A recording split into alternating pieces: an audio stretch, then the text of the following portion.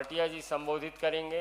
हमारे दिल्ली प्रदेश के अध्यक्ष माननीय आदेश गुप्ता जी संबोधित करेंगे और दिल्ली के वरिष्ठ विधायक, पार्टी के वरिष्ठ नेता माननीय विजेंद्र गुप्ता जी संबोधित करेंगे। बगल में हमारे राष्ट्रीय प्रवक्ता माननीय सरदार आरपी सिंह जी हैं और दिल्ली प्रदेश के प्रवक्ता हरीश खुराना जी हैं। मेरा विनम्र निवेदन है माननीय गौरव भाटिया जी से कि आपको संबोधित करें। बहुत बहुत धन्यवाद संजय मयूख जी। सभी पत्रकार बंधुओं को भी नमस्कार। और ये प्रेस वार्ता जो है ये फिर से आपके पाप को उजागर करने के लिए की जा रही है। और ये कहना गलत नहीं होगा, आप सरकार की एक ही है खूबी, आप सरकार की एक ही है खूबी, पूरी तरह से ये भ्रष्टाचार में है डूबी। आप जानते हैं भारतीय जनता पार्टी ने इस मंच से और जो हमारी प्रदेश इकाई है उसने पुरजोर तरीके से अरविंद केजरीवाल जी का भ्रष्टाचार जो है उसको उजागर किया है। जनता की आवाज बनके, चाहे वो आबकारी घोटाला हो, चाहे वो क्लासरूम घोटाला हो, और आज डीटीसी की जो बसेस हैं उसमें भी एलजी महोदय ने सीबीआई जांच की सिफारिश को स्वीकार करके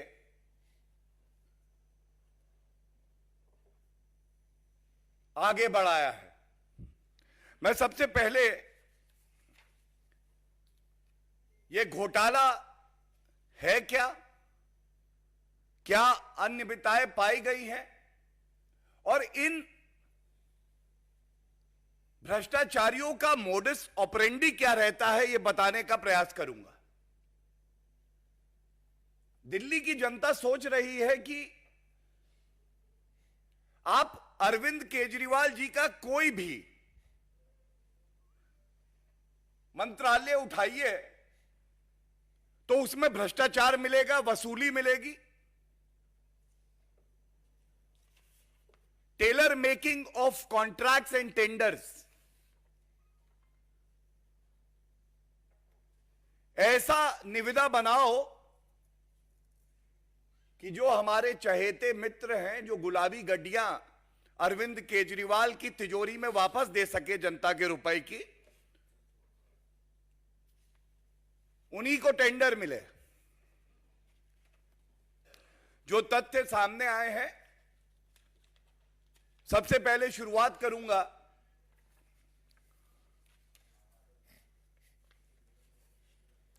अरविंद केजरीवाल जी जब चुनाव दिल्ली का लड़े तो इनकी 10 गारंटी थी।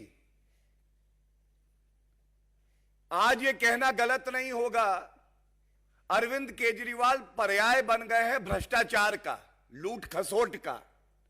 और एक गारंटी है, अरविंद केजरीवाल है तो भ्रष्टाचार है। कहते थे कि दिल्ली में 11,000 से ज्यादा डीटीसी बस देंगे।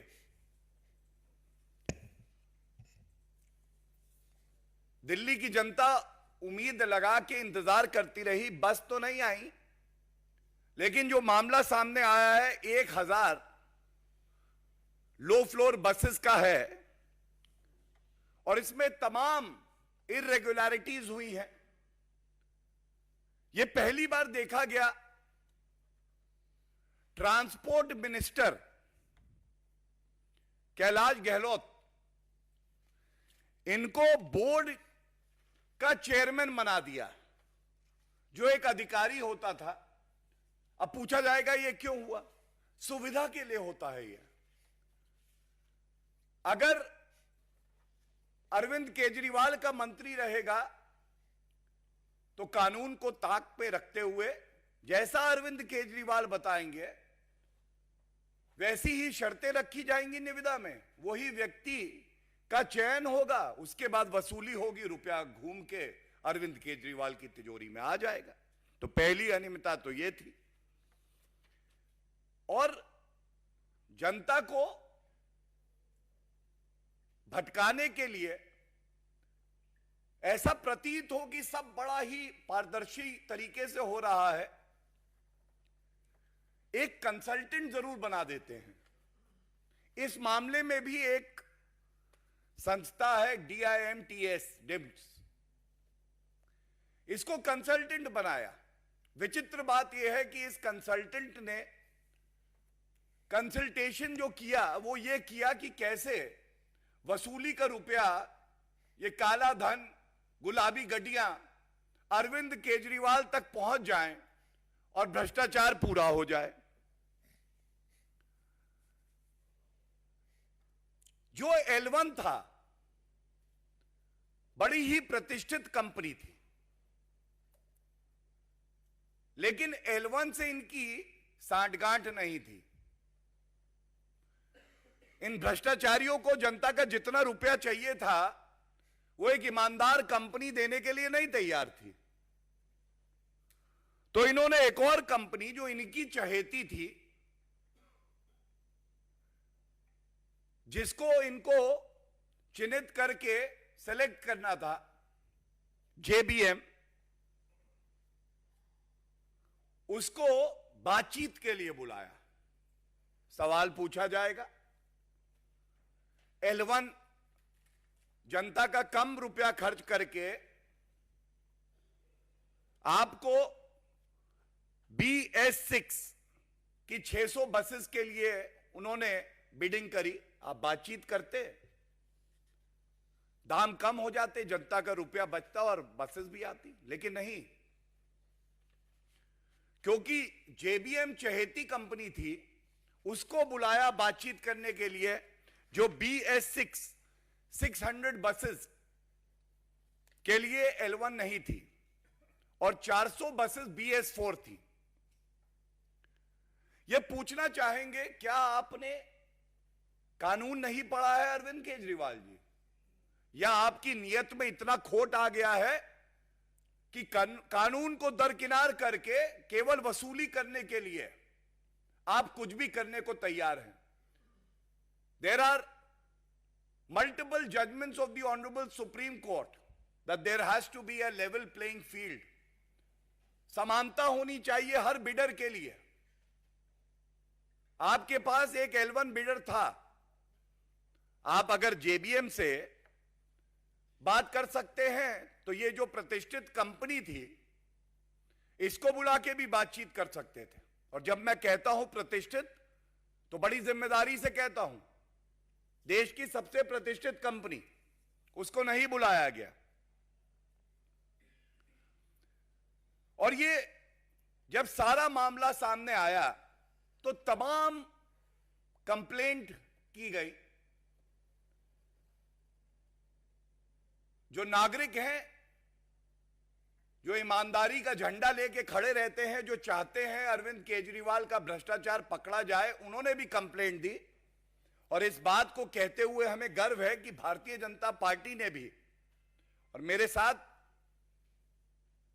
विजेंद्र जी भी बैठे हैं, इनकी भी एक कंप्लेंट है, इस मुद्दे को पुरजोर तरीके से उठाया। एक कमेटी का गठन हुआ, retired IAS officer OP Agarwal ji ने जो सारे बिंदु थे उसका गहरा अध्ययन किया, और गहरा अध्ययन करने के बाद एक रिपोर्ट दी गई। और इस रिपोर्ट में बिल्कुल स्पष्ट हो गया कि तमाम ऐसी अनियमितताएं जानबूझ के करी गई, कानून की अनदेखी करते हुए, क्योंकि मकसद केवल एक था। मकसद यह था कि जो हमारे मित्र हैं उन्हीं को हम ये टेंडर दें और इन मित्रों से हम भ्रष्टाचार का इत्र लगाएं। और मैं ये बता दूं कि ये अनियमितताएं इतनी चिंताजनक हैं कि सोच के डर लगता है कि अरविंद केजरीवाल जी कितनी लूट खसोट करना चाहते हैं। जनरल फाइनेंशियल रूल्स होते हैं। अरविंद केजरीवाल जी, आप बताइए, जनरल फाइनेंशियल रूल्स का पालन आपने क्यों नहीं किया? क्या आप अपने आप को संविधान से और कानून से ऊपर समझते हैं? एक मैनुअल है प्रोक्योरमेंट ऑफ गुड्स, उसकी गाइडलाइंस हैं, आपने उसका भी पालन नहीं किया। ऐसा क्यों है?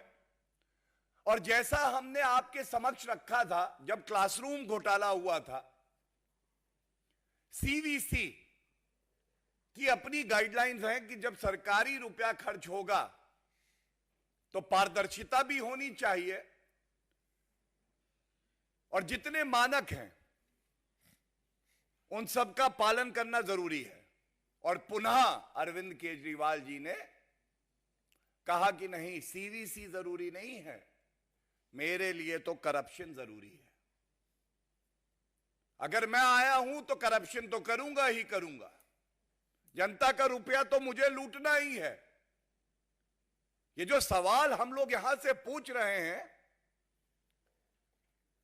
ये गंभीर सवाल हैं। और सबसे महत्वपूर्ण, जो 1000 बसेस आनी थी, इनकी मेंटेनेंस का ठेका भी इस तरह से बनाया गया कि जो इनबिल्ट 3 साल की मेंटेनेंस होती है मुफ्त, आप किसी से नई बस लेंगे तो वो कंपनी आपको कुछ साल के लिए मेंटेनेंस देगी, उसको जोड़ दिया मेंटेनेंस कॉन्ट्रैक्ट में, जिससे कि भारी रकम हम दें इस कंपनी को, वापस हमारे पास घूम के आए, और जो इनबिल्ट मेंटेनेंस प्राइस में है उसको दोबारा फैक्टर इन कर दिया इन्होंने अपने मेंटेनेंस कॉन्ट्रैक्ट में। ये कुछ प्रमुख बिंदु मैंने आपके समक्ष रखे, और तथ्य हैं जो भी रखे जाएंगे, लेकिन अब मैं कुछ मुख्य बातें आपके समक्ष रखना चाहता हूं। जब सत्येंद्र जैन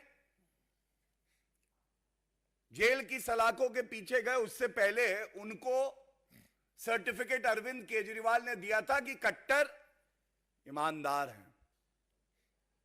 ईमानदारी देखिए, 3.5 महीने से जेल में है।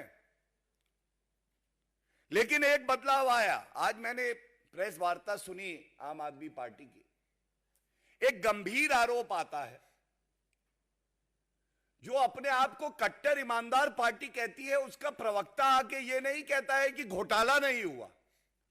आप इस बात पे ध्यान दीजिएगा। आज आम आदमी पार्टी ने यह नहीं कहा कि घोटाला नहीं हुआ,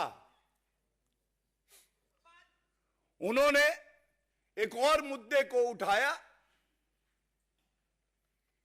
और जो उनका मूल चरित्र है कि मुख्य मुद्दे से भटका दो, सही काम को लटका दो, वही काम आज कर रहे थे। अगर आप मुख्य मुद्दे से भटकाएंगे तो मैं ये जरूर कहूंगा कि आप अगर लटकाना जानते हैं ना, तो जनता झटका देना जानती है। दूसरी प्रमुख बात जो उठाना चाहेंगे, आज यह भी नहीं कहा गया कि हम कट्टर ईमानदार हैं, और मजबूरी है जब एक के बाद एक हवाला घोटाला, स्वास्थ्य मंत्री जेल में, उप मुख्यमंत्री मनीष सिसोदिया आबकारी घोटाला, अब ट्रांसपोर्ट डिपार्टमेंट का डीटीसी बस घोटाला, पंजाब के स्वास्थ्य मंत्री घोटाला करके जेल में जा चुके। तो अब कैसे कहेंगे हम कट्टर ईमानदार? और जनता भी समझ गई है ये कट्टर बेईमान है। एक बात और इनकी प्रेस वार्ता में आई और जनता बड़ी समझदार है, वो भी अचंभित थी।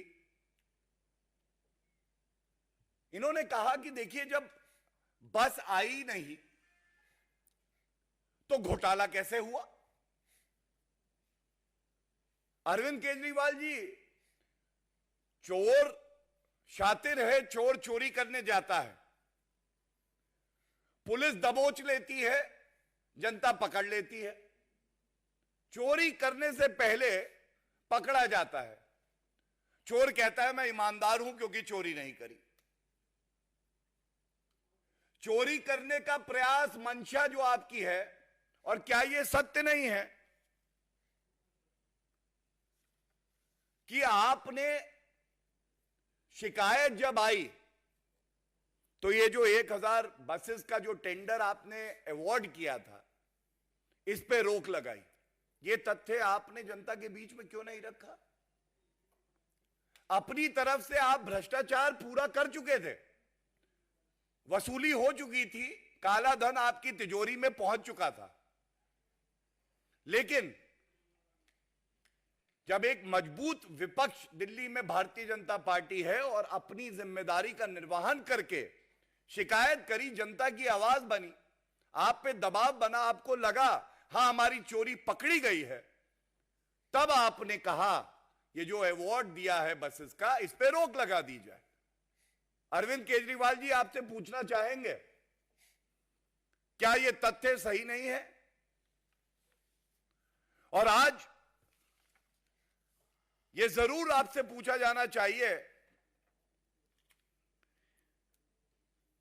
आप इधर उधर की बात मत करिए।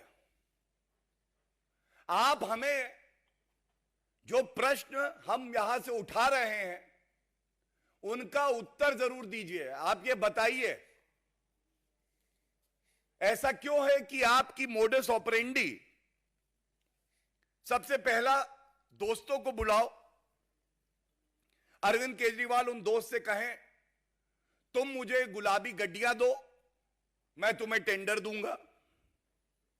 उसके बाद ये जो चहेते हैं ये बैठते हैं अरविंद केजरीवाल जी के साथ। ये मोडस ऑपरेंडी का दूसरा कदम है। टेंडर दिल्ली की भ्रष्टाचारी सरकार में सरकार नहीं बनाती है, वो मित्र बनाते हैं। वो बताते हैं अरविंद केजरीवाल जी थोड़ा सा क्वालिटी कम हो जाए चलेगा, रुपया बढ़ा देते हैं आपका। कहीं ठीक है भाई। तो टेलर मेकिंग ऑफ टेंडर, काट छाट ऐसी करो कि कोई और ना क्वालिफाई करे, केवल मित्र ही आए। तीसरा, फिर केवल मित्रों को टेंडर जो है वो दे दिया जाता है, बाकी सब बाहर हो जाते हैं। जब टेंडर दिया जाता है तो वसूली भी पूरी हो जाती है, और जब वसूली पूरी हो जाती है तो दो उदाहरण दूंगा। आबकारी घोटाले में जब पकड़े गए तो वही नीति जो कह रहे थे अच्छी है उसको वापस ले लिया और यहां पे टेंडर दे के रोक लगा दी। ये क्या दर्शाता है कि जब चोर पकड़ा जाए तो कहे कि नहीं भाई गलती हो गई, माफ कर दीजिए। लेकिन चोरी तो की ना अरविंद केजरीवाल जी आपने। इसीलिए आज दिल्ली की जनता यह कह रही है ऐसे मुख्यमंत्री को जिसके हर मंत्रालय में भ्रष्टाचार है, मुख्यमंत्री की कुर्सी पर बने रहने का कोई हक नहीं है। और हम ये उम्मीद करते हैं ये जो मुख्य बिंदु उठाए हैं इस पे अरविंद केजरीवाल जी जरूर उत्तर देंगे। धन्यवाद। मेरा आग्रह है माननीय आदेश गुप्ता जी से कि आपको संबोधित करें। माननीय आदेश जी। धन्यवाद संजय जी। सभी पत्रकार मित्रों को मेरा नमस्कार। अभी हमारे राष्ट्रीय प्रवक्ता गौरव जी ने बहुत सारे बिंदु इस बड़े भ्रष्टाचार के बारे में उठाए हैं। अरविंद केजरीवाल की सरकार स्वराज से शराब और फिर शराब से भ्रष्टाचार के सफर में इतनी डूब गई है कि वो जो भी काम करते हैं, जो भी खरीद फरोख्त होती है, वो बिना भ्रष्टाचार के होती ही नहीं है। और जैसे कल जिस जांच के आदेश हुए डीटीसी बस खरीद के घोटाले में, वो इस कड़ी की एक नई फेहरिस्त बनी है।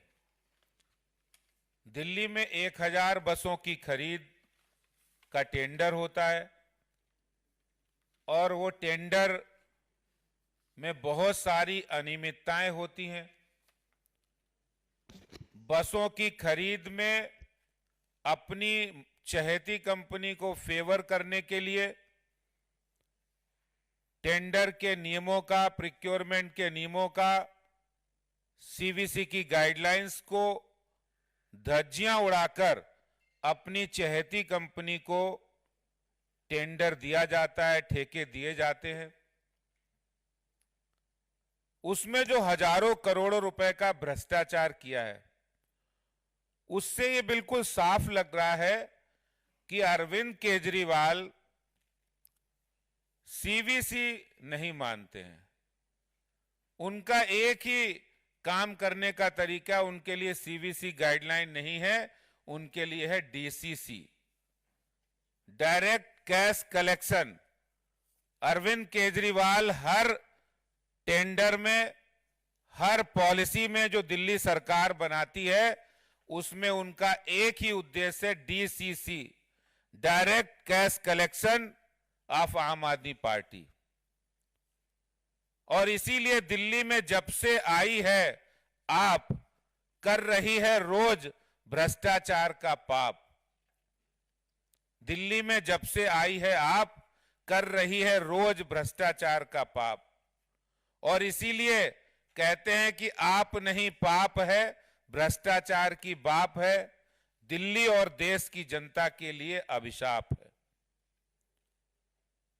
और इसीलिए अरविंद केजरीवाल और इनकी पार्टी के नेता, जब से इनके खुलने लगे हैं काले कारनामे, तब से आप नेता लगे हैं बहुत घबराने। और घबराकर वो इधर उधर के मुद्दे उठा रहे हैं, इधर उधर की बातें कर रहे हैं।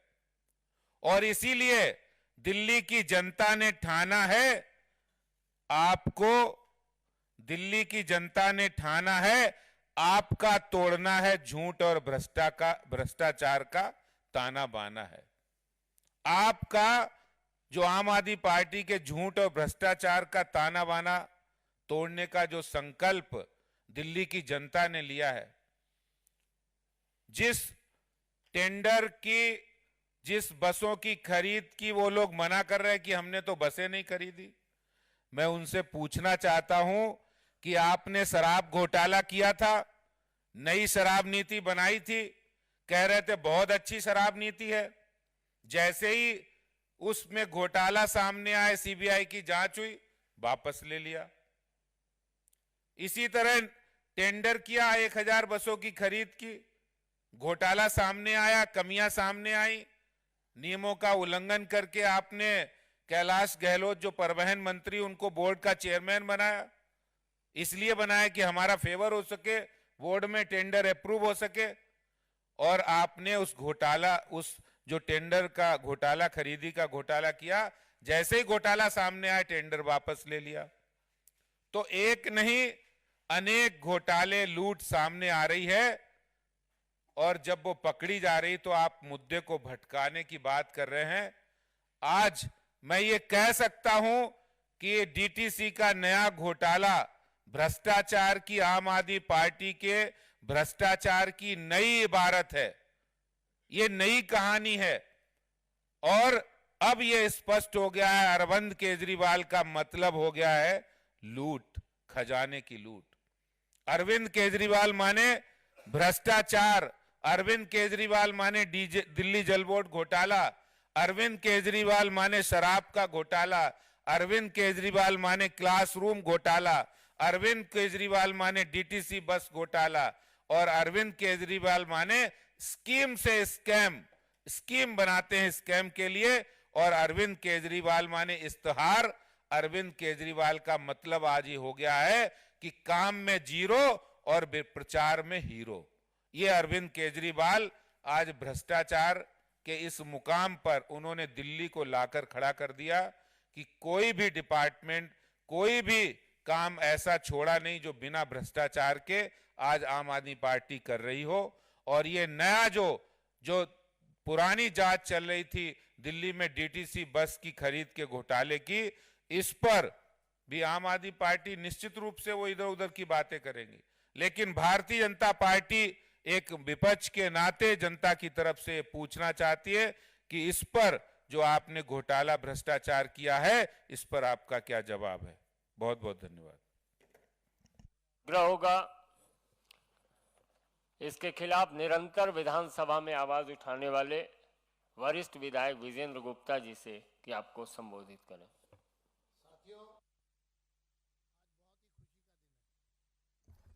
क्योंकि 4.5 साल के लंबे संघर्ष के बाद भ्रष्टाचारियों की पोल अब खुलने के कगार पर है। मैं संक्षिप्त में 2018 से शुरू करता हूं। 1 जून 2018 को एक षड्यंत्र के तहत दिल्ली के ट्रांसपोर्ट मिनिस्टर को डीटीसी के बोर्ड का चेयरमैन नियुक्त किया गया। ये हैरानी प्रकट करने वाला ये फैसला था, क्योंकि डीटीसी के इतिहास में 1970 से लगभग 52 वर्ष में ऐसा कभी नहीं हुआ कि डीटीसी का चेयरमैन कोई पॉलिटिकल आदमी बने। लेकिन चूंकि भ्रष्टाचार की नींव रखी गई 1 जून 2018 को, ये जो 1000 लो फ्लोर बसेस खरीदने का मामला है, ये तभी से चल रहा है। जून 1 को चेयरमैन की अपॉइंटमेंट होती है और जून के महीने में ही एक दागदार कंपनी जेबीएम लिमिटेड, उसका पदार्पण दिल्ली की सरकार में होता है और वो एक प्रपोजल लेकर आता है और वो प्रपोजल दिया जाता है। देखिए प्रपोजल कितना मजेदार है। प्रपोजल में था कि बस खरीदेगी सरकार, लेकिन उसका जो रजिस्ट्रेशन होगा उसमें 2 को ओनर होंगे, एक जेबीएम और एक दिल्ली की सरकार। प्रॉपर्टी सरकार की, लेकिन को ओनरशिप एक प्राइवेट आदमी के साथ। दूसरा टेंडर कोई नहीं होगा, बिना टेंडर के उसके प्रपोजल पर ओके। तीसरा, उसको 14,000 रुपए प्रतिदिन सरकार पेमेंट देगी। बस सरकार की, सीएनजी सरकार की, कंडक्टर सरकार का 14,000 रुपए पर डे देगी। 14,000 रुपए पर डे का मतलब है 4 लाख रुपया पर महीने और लगभग 10 साल में 5 करोड़ रुपया। बस की कीमत 70 लाख रुपए। हमने ये मामला वहां से उठाना शुरू किया। मैं नेता विपक्ष था। अगस्त 2018 में ये मामला जब प्रकाश में आया और सदन में इस मामले को ले जाने के लिए जो हमने प्रेस वार्ता की, तो उसके बाद इस पूरे प्रपोजल को दबा दिया गया। फिर एक नई शुरुआत हुई जुलाई 2019 में, और जुलाई 2019 में जो L1 था उसको वर्क ऑर्डर नहीं दे रहे, L2 से नेगोशिएशन कर रहे हैं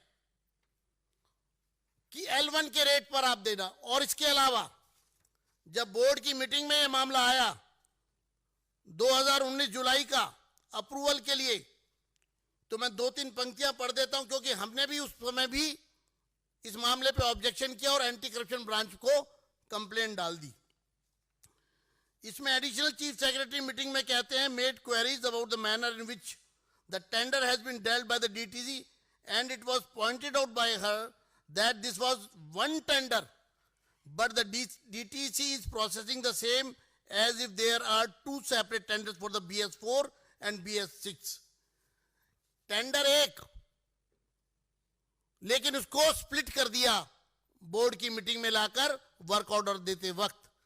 उसके बाद अधिकारियों ने, मिनट्स की कॉपी है मेरे पास, जुलाई 19 में जो टेंडर हुआ उसकी मीटिंग जो हुई, बोर्ड मीटिंग, छठी बोर्ड मीटिंग 19 की 10/12/2019 को, उसमें पूरा एक एक वर्बेटम है कि किस तरह चीफ एडिशनल चीफ सेक्रेटरी ने उसका विरोध किया, और बाद में लास्ट में ये तक कहा कि it was further informed by additional chief secretary transport that a request letter dated 27/11/19 has also been received from anti corruption branch government of NCT of Delhi for seeking prior approval of the competent authority under section 17A PC act 1988।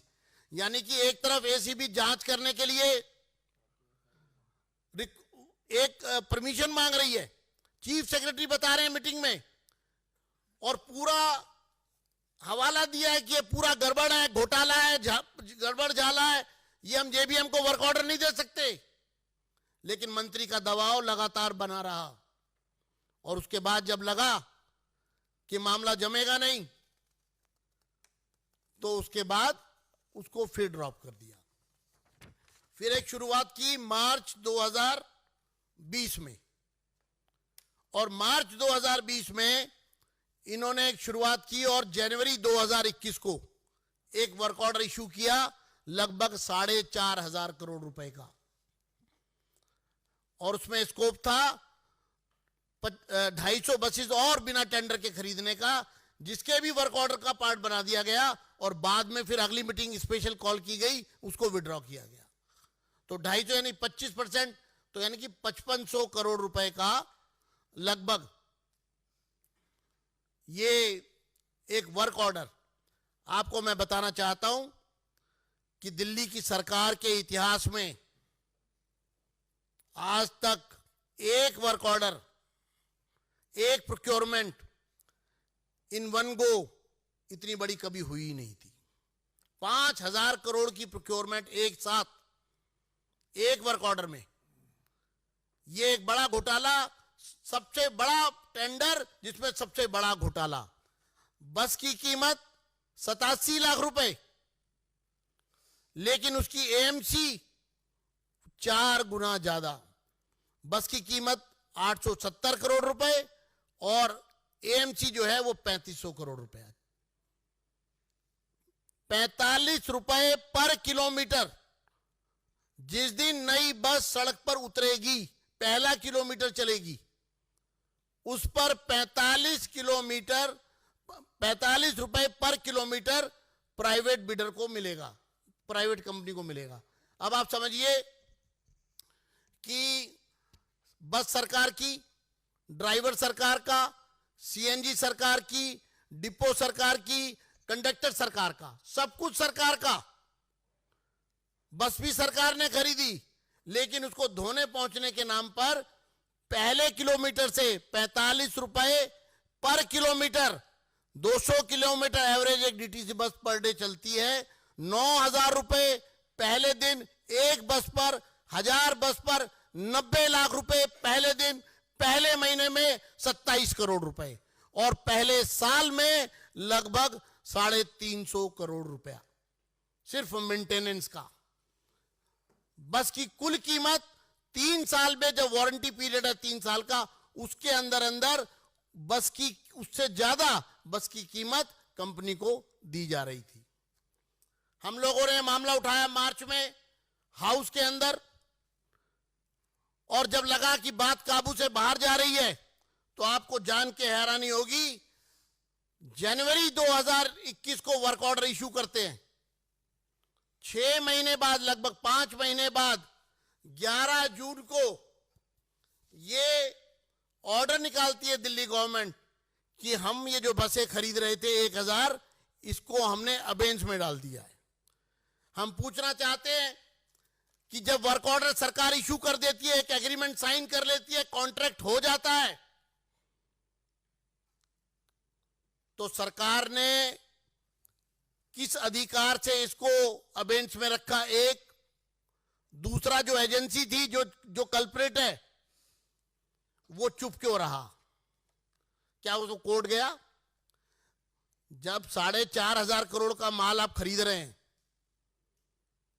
तो उस 4,500 करोड़ के माल पर जनवरी में आप work order देते हैं, 5 महीने में उसने प्रोक्योरमेंट के लिए पूरा जो अपना रॉ मटेरियल जुटाना वो करना और सप्लाई देने का तैयारी करना। और हमारा सीधा आरोप है कि जनवरी में जब वर्क ऑर्डर इशू किया गया, वर्क ऑर्डर के साथ ही रिश्वत ली गई। सरकार में वर्क ऑर्डर के साथ कैश, मोटा माल केजरीवाल के लोगों ने, केजरीवाल जी ने लिया वर्क ऑर्डर देने के बदले में। और जून में उस ऑर्डर को, वर्क ऑर्डर को अबेंस में डाल दिया। 16 जून 2021 को लेफ्टिनेंट गवर्नर ने एक कमेटी गठित की। उस कमेटी की रिपोर्ट में साफ रूप से यह आ गया कि एनुअल मेंटेनेंस कॉन्ट्रैक्ट में भारी घपला हुआ है, लेकिन मैनिपुलेशन की गई और क्लीन चिट का भ्रम पैदा करने की लोगों के बीच में कोशिश की गई। उसके बाद मामला सीबीआई को सौंप दिया गया 16 अगस्त 2021 को, और 21 सितंबर 2021 को सीबीआई ने प्राथमिकी दर्ज कर ली। अब आप देखिए, एक प्राथमिकी दर्ज है और उपराज्यपाल महोदय ने जो रिकमेंडेशन दी है और उसमें साफ रूप से ये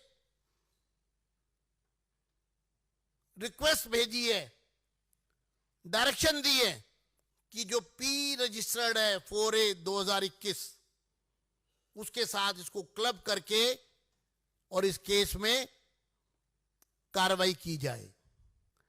आपको मैं बताना चाहता हूं डीटीसी की हालत क्या है।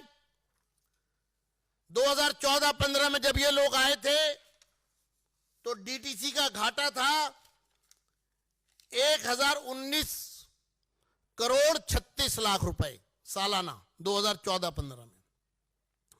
आज वो घाटा बढ़कर के लगभग 2200 करोड़ रुपए सालाना हो चुका है।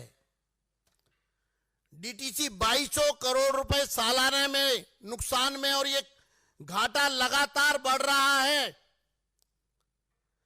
आज डीटीसी के पास जितनी बसें डीटीसी की चल रही हैं वो सारी बसें 7.5 लाख किलोमीटर से ज्यादा चली हुई है और 12 साल से ज्यादा पुरानी है, यानी कि कंडम बसें हैं। उनकी मेंटेनेंस पे आप जानते हैं इन्होंने एक एग्रीमेंट किया जिसके मिनट्स मेरे पास हैं कि जो बसें एक्सपायर्ड हो गई हैं, जिनका टाइम पीरियड पूरा हो चुका है, जो 7.5 लाख किलोमीटर चल चुकी हैं, हर बस का 50 लाख रुपया मेंटेनेंस का कॉन्ट्रैक्ट किया है। 1000 बसेस पर 500 करोड़ रुपए की पेमेंट सरकार के खजाने से जा चुकी है 3 साल की मेंटेनेंस के लिए सिर्फ, और इतने में नॉन एसी बस आती है। तो साथियों, मैं इतना कहूंगा अंत में कि ये कोई छोटा मोटा घोटाला नहीं है, ये बहुत बड़ा घोटाला है जो इनके प्रवक्ता लोगों को गुमराह करने की कोशिश कर रहे हैं। मैं उनको खुली चुनौती देता हूं कि वो खुले मंच पर आकर हमसे बहस करें, लोगों के सामने आए, और जिस घोटाले में भ्रम पैदा कर रहे हैं, टेंडर तो हुआ ही नहीं, उसके वर्क ऑर्डर को अबेंच में रखा गया, कैंसिल नहीं किया गया है, वो भी आपके सामने है। धन्यवाद। आपके कोई प्रश्न हो तो पूछ सकते हैं। मोहित भट्ट।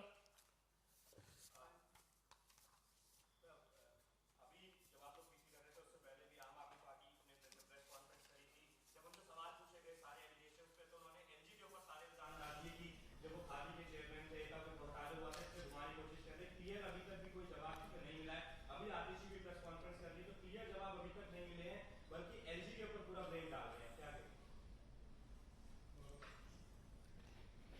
देखिए, एक विशेषता आम आदमी पार्टी की है, जब जग जाहिर हो गया कि आप नहीं पाप है, हर जगह भ्रष्टाचार है, आप जनता का सवाल पूछिए, वो इधर उधर की बात करने लगते हैं।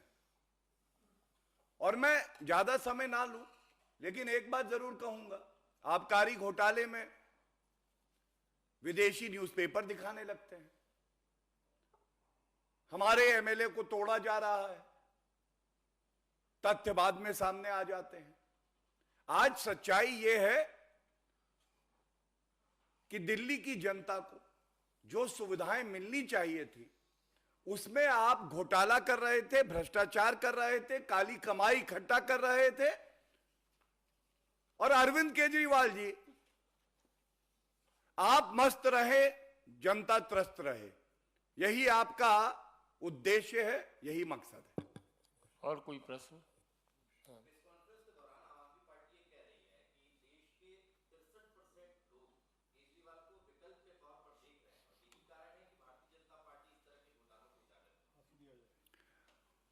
देखिए, ऐसा है, जो जानकारी हमारे पास आती है, 99% भ्रष्टाचारी अरविंद केजरीवाल को ही चाहते हैं।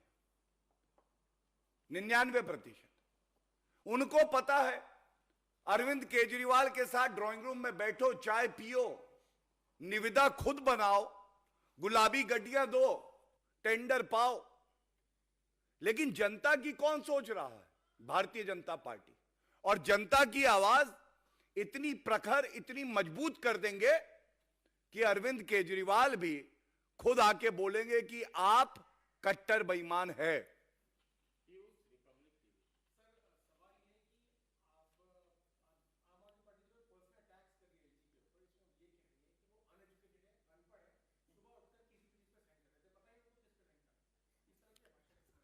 मैंने वो सुना और मैं आपका धन्यवाद देना चाहूंगा। आज कहा जा रहा था कि हर सुबह एलजी महोदय उठते हैं और एक नई चिट्ठी लिख देते हैं। जनता तो ये कह रही है कि ये जरूरत क्यों पड़ती है कि हर सुबह जब हम उठते हैं तो आम आदमी पार्टी का एक और भ्रष्टाचार सामने आ जाता है। और जिस तरह से एक व्यक्ति कानून का सहारा लेके आपको डेफेमेशन का नोटिस देता है और उसको फाड़ दिया जाता है, यह खुद में दिखाता है कि आम आदमी पार्टी एक अराजक अपराध पार्टी है। अराजक अपराध पार्टी आप।